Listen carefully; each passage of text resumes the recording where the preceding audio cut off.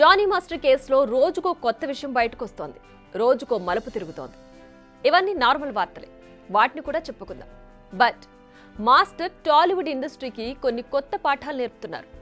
మరి అవి ఇండస్ట్రీ పెద్దల మెదళ్లకు ఎక్కుతున్నాయో లేదో. జానీ మాస్టర్ టాలీవుడ్లో మాత్రమే కాదు, నేషనల్ వైడ్గా చాలా డిమాండ్ ఉన్న కొరియోగ్రాఫర్. తెలుగు, తమిళ్, హిందీ భాష అనే బౌండరీ లేకుండా పనిచేశాడు. పనితనం ఉన్న కొరియోగ్రాఫర్ అనిపించుకున్నాడు. బెస్ట్ కొరియోగ్రాఫర్గా నేషనల్ అవార్డు కూడా అందుకున్నాడు.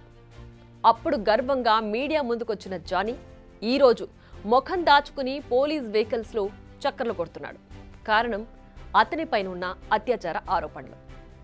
హోదా పెరుగుతున్న కొద్దీ జాగ్రత్తగా ఉండాల్సిన అవసరం అంతకన్నా ఎక్కువ పెరుగుతుంది. ఈ విషయాన్ని మర్చిపోతే ఎదగడానికి పట్టినంత కాలం పట్టదు దిగజారిపోవడానికి. దీనికి కూడా జానీ మాస్టర్ వ్యవహారమే ఓ బెస్ట్ ఎగ్జాంపుల్. అసలు నిజంగా జానీ మాస్టర్ ఈ దారుణానికి పాల్పడ్డా లేదా అనేది కోర్టులు నిర్ణయిస్తాయి. దానికి ఇంకా సమయం ఉంది, ఎంతకాలం పడుతుందో కూడా తెలియదు. బట్ ఈలోపే జరగాల్సిన డ్యామేజ్ జరిగిపోయింది. నిజానికి ఇప్పటికే జరిగిపోయింది. అతనిపై ఇప్పటికే ఓ మరక పడింది. తాను భుజంపై పెట్టుకుని మోసిన జనసేన పార్టీ పోపోమంది. తమ పార్టీలో ఇలాంటి వారికి చోటు లేదని, వారిపై చర్యలు తీసుకోవడానికి వెనకాడబోమని ఆ పార్టీ కార్యకర్తలు గర్వంగా చెప్పుకుంటున్నారు. ఇండస్ట్రీ నుంచి ఎవ్వరూ సపోర్ట్ చేయడం లేదు. మొత్తంగా చూస్తే ఒంటరిగా మిగిలిపోయాడు జానీ. దీనంతటికీ కారణం అతడిపై నమోదైన కేసులు, వచ్చిన ఆరోపణలు. ఓ మహిళను వేధిస్తే ఎలా ఉంటుందన్న దానికి వస్తున్న రియాక్షన్ ఇదంతా. అయితే రోజులు గడుస్తున్న కొద్దీ ఈ వ్యవహారంలో కొత్త కోణాలు బయటకొస్తున్నాయి. జానీ ఎదుగుదలను ఓర్వలేక కావాలనే కేసుల్లో ఇరికిస్తున్నారని చెప్తున్నారు ఆయన తరపు బంధువులు. జానీ చాలా మంచివాడని చెప్తున్నారు. జానీ మాస్టర్ చిన్నప్పటి నుంచి మాతో కలిసి బాగానే ఉన్నాడు. అన్న తమ్ముళ్ళలాగా ఉండేది. బడికి పోయేది ఆ అబ్బాయి. మేము బడికి పోయేది లేదు, ఆ అబ్బాయి బడికి పోయి వచ్చేది.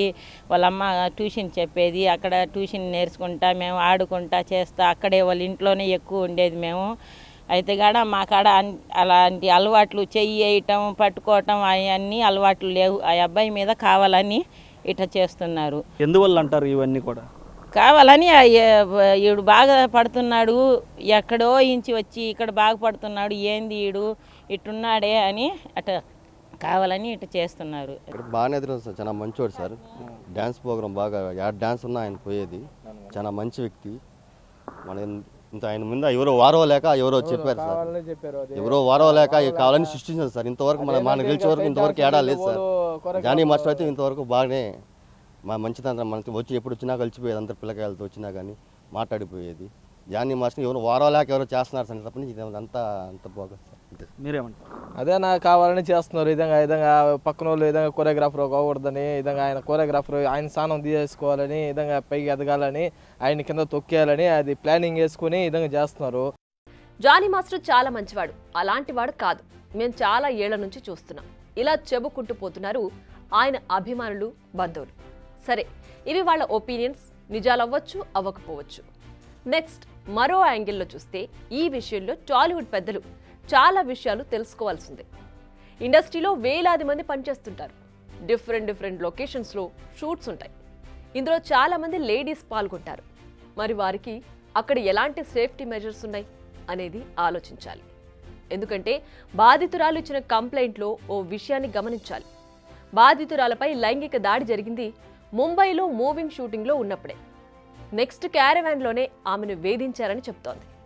మరి జరిగిన దారుణాలన్నీ షూటింగ్ స్పాట్స్లోనే జరిగాయి.